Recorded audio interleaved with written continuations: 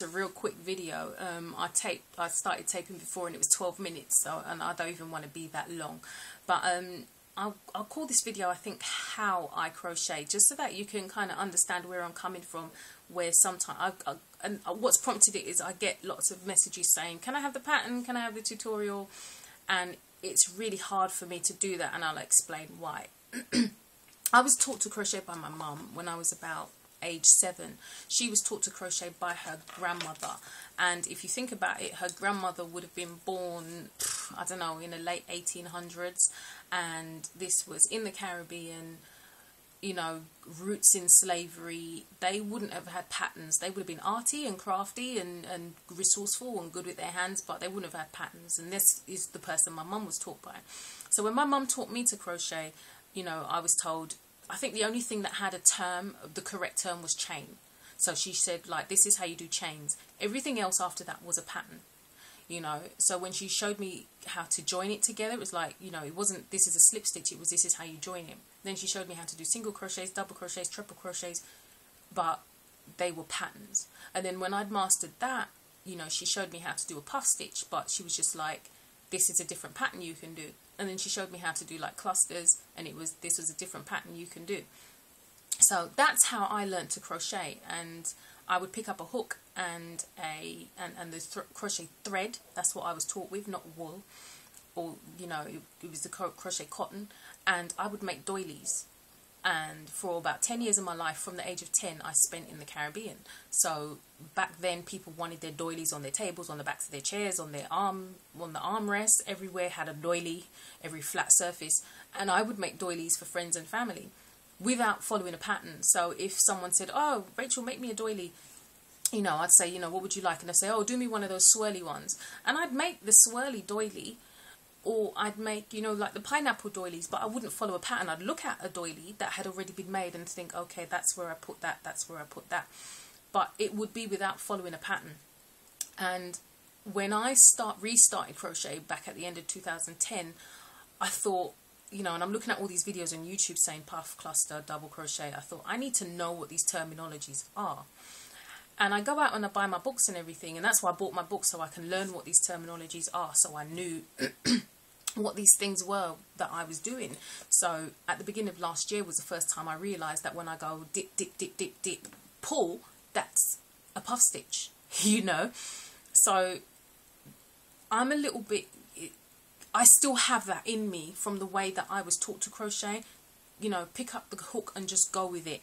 That's still in me. So when I do things, I don't have a set amount of stitches that I do, and I don't always have a set amount of, sometimes I don't even know what I'm going to do until I get to like the end or get to the middle and think, oh, I can put that there, because that's how I was taught to do it. It was just like, you know, do what comes naturally. You've got the wool in your hand, you know, that's how I was taught. So sometimes that's the reason why a lot of the times I can't put a pattern at the end of my videos, because I hardly ever follow a pattern, and I haven't been able to do a tutorial so far because I don't have a set amount of stitches that I do for a hat, or a set amount of stitches that I do for hand warmers, or even for earrings. It's whatever looks right. And even when you pick up wool, you know, like double knit wool, depending on who it's made by, it's going to feel different in your hands.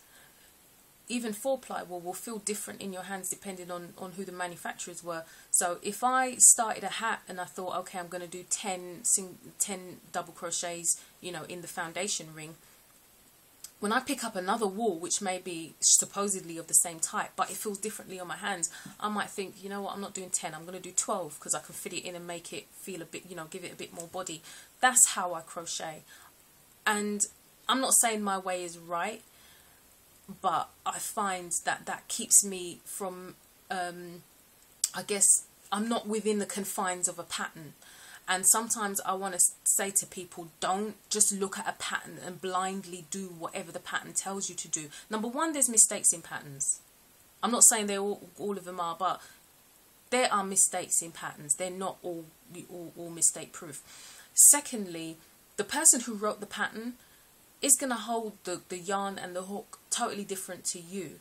And whatever their 100 stitches may come out to be may not be the same as yours. So don't just blindly follow a pattern, and when it's starting to be twice the size of what it should be, you continue going. No, start decreasing. Or if it's, you think, you know what, this is not going to fit my head, start increasing. Don't just do everything a pattern tells you to do. But I will try to I will try to do a couple of tutorials this year. I mean, I put a video out saying I'm gonna, so now, yeah, I have to. No, I'm gonna, but I'm gonna try to do ones where I have followed a pattern as closely as I can, or do it nearly the same, you know, each time I've reproduced it. So I just wanted to come on here and tell you that I'm not holding out on anyone, because I will share my knowledge with, or how I do things with anyone. You know, if you ask me how I did something, you know, I hardly ever have a pattern, but those of you who have asked how I did something, I'll tell you exactly how I did it. You know, it was a decrease, and I added, you know, 4 chain, and, you know, hope that helps you. I would always say how I did it, because I hardly ever have patterns. But yeah, I just wanted to come on and tell you the reason why I haven't been able to put tutorials out there, or hardly ever have patterns at the end of my videos. It's just because I pick up a hook and I go with whatever the wool feels like in my hand, you know. But I'm gonna try. I will try. But yeah, keep watching, because there'll be more coming out, and hopefully there will be a couple of tutorials coming out this year. I just need to, I guess, I don't know, regulate myself a bit more when it comes to certain things that I'm doing. But yeah, have a great week till I see you again, till I talk to you again.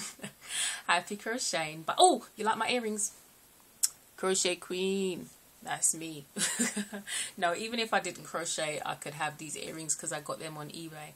But they're cute, I like them. So whenever I want a little boost and think, yeah, I could crochet, I put my earrings on. They're my crochet queen earrings. Yeah, okay. Bye, have a great week.